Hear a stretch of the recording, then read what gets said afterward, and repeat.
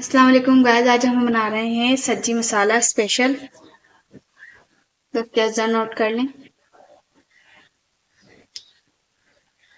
زیرہ یہ 2 کھانے کے چمچے ہیں بھنے ہوئے. یہ ثابت دھنیا یہ پیسا جائے گا، یہ بھی بھنا ہوا. نمک 3/4 چمچے. اور یہ آمچور پاؤڈر ہے 3 کھانے کے چمچے ہیں. یہ کالا نمک ہے 3/4 چمچے ہیں. یہ سونف ہے 1 کھانے کا چمچہ. بڑی الائچی 6 سے 8 عدد ہے. لونگ بھی 6 سے 8 عدد لینے. اور یہ کالی مرچی 1 چمچہ کھانے کا. ان سب کو پیسنا ہے بھون کے.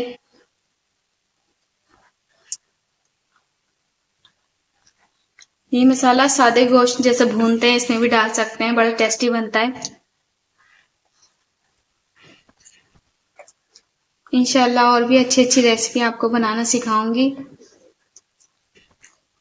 مزید میری اچھی ریسیپی دیکھنے کے لیے میرے چینل کو سبسکرائب کریں.